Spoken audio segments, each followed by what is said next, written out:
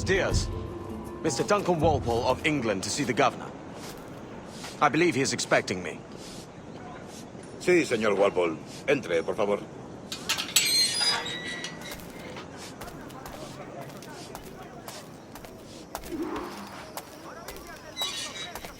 ¿Ese es el hombre? ¿Cómo lo llamabas? ¿Asesino? Sí, Duncan Walpole. Debería haber llegado hace muchos días. No me gusta que los extranjeros se paseen por nuestra ciudad. No me fío de ellos. Cállate. El gobernador tiene invitados. Todos franceses e ingleses. Parece un hombre rudo. Le suponía un aspecto más respetable. Llévame eso. Sé indulgente con él.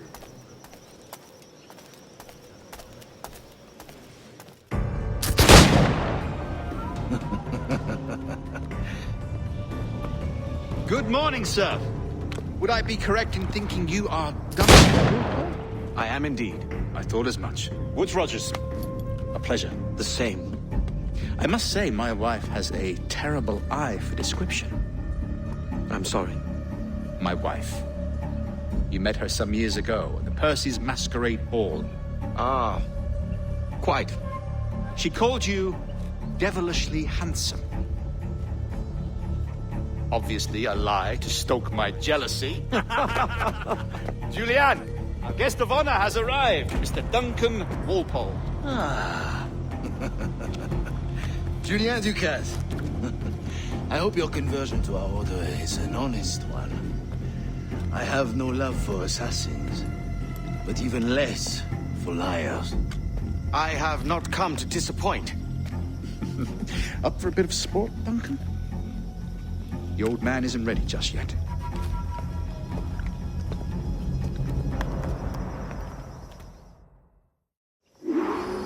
You've got my two best pairs of matched pistols, Duncan, so handle them with care. If I had 8, I'd treat each as my own son. Pull off a few shots if you like, get a feel for it. I once fought beside a man who carried 9 on his horse. They were a boom in battle, but he had his ability to swim. Sadly. Quite.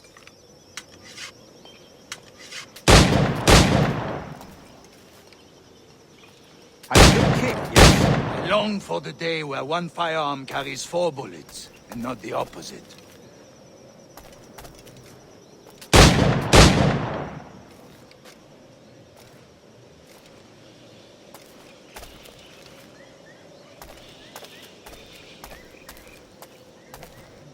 Friend in England you may like to meet, Julian. Magnifique.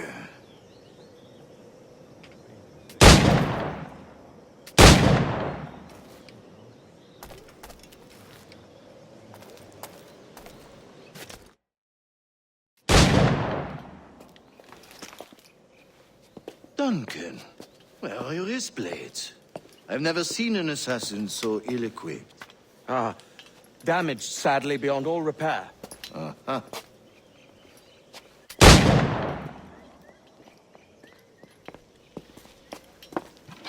Have your choice.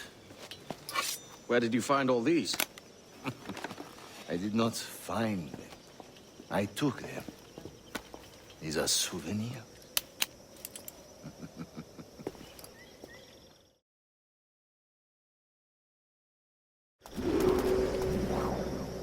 Two blades. As is the custom, oui? Custom, aye. Duncan, will you indulge us with a demonstration of your techniques? Well, We must. We put together a training course in anticipation of your arrival. It would be a shame to leave here without seeing you in action. yes, of course. Well, I mean, if there is time, I would gladly, show you what I know. Here. You see? Situations well suited to your skills. Have a go. A blade in a crowd is always the simplest. Nothing grandiose, just quick and clean.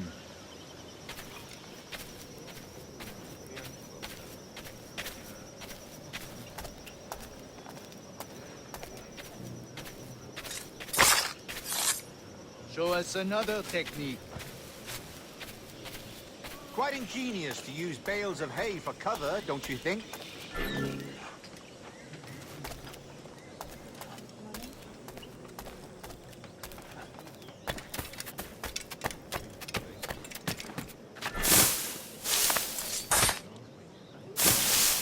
God, that's the spirit. Secrecy. The advantage of surprise cannot be overstated, isn't that so? Especially around a blind corner. The assassins have trained you well, Duncan. You chose a perfect time to leave them behind. At great risk, I imagine. Betraying the assassins is never good for one's health. Well, neither is drinking liquor, but I am drawn to its dangers all the same. And what is your business here, sir? Are you an associate of the governor's, or a pending acquaintance like myself? Guns, blades, cannons, grenados. Anything that may kill a man, I am happy to provide. A smuggler of sorts. And how is your wife these days, Captain Rogers? Is she, here, in Havana? I trust she's well, but I wouldn't know. I've been in Madagascar some 14 months hunting pirates. It took some work to dislodge the criminals there, but we managed it. In future, I hope to use these same tactics throughout the West Indies. And how did you deal with that kind? Very simply. Most pirates are as ignorant as apes. I merely offered them a choice. Take a pardon and return to England penniless, but free men. Or be hanged by the neck until dead. Oh. I imagine Nassau would be your next target. Very astute, Duncan, indeed. Best of luck with that. Grandmaster Torres! Mr. Duncan Walpole has arrived. See. You were expected 1 week ago. Apologies, Governor. My ship was set upon by pirates. We were scuttled. I arrived only yesterday. Unfortunate. Forgive my caution, but were you able to salvage from these pirates the items you promised me? Yes, sir, I was.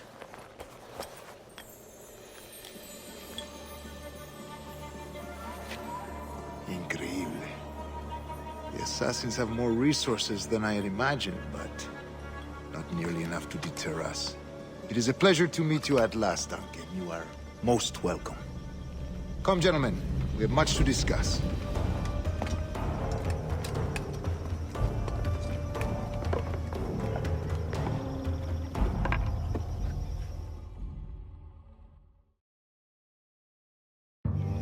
Convened at last, and in such continental company.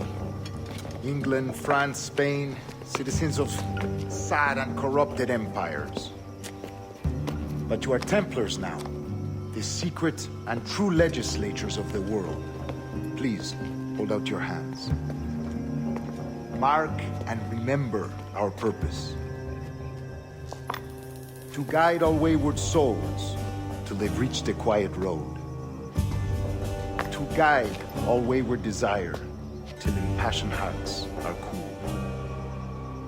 To guide all wayward minds to safe and sober thought. By the Father of Understanding's light, let our work now begin.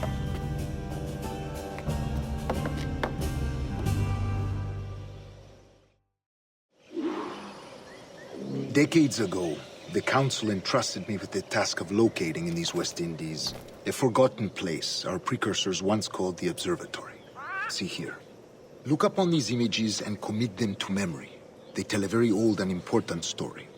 For 2 decades now, I have endeavored to locate this observatory, a place rumored to contain a tool of incredible utility and power. It houses a kind of armillary sphere, if you like. A device that would grant us the power to locate and monitor every man and woman on Earth, whatever their location. Only imagine what it would mean to have such a power. With this device, there would be no secrets among men, no lies, no trickery. Only justice, pure justice. This is the observatory's promise, and we must take it for our own. Do we know its whereabouts? We will soon. For in our custody is the one man who does, a man named Roberts, once called a sage. It has been 45 years since anyone has seen a true sage. Can you be sure this one is authentic? We are confident he is. The assassins will come for him. Indeed they will. But Thanks to Duncan and the information he has delivered, the assassins won't be a problem for much longer. All will be made clear tomorrow, gentlemen, when you meet the sage for yourselves. Until then, let us drink. Let us find the observatory together. For with its power, kings will fall, clergy will cower, and the hearts and minds of the world will be ours.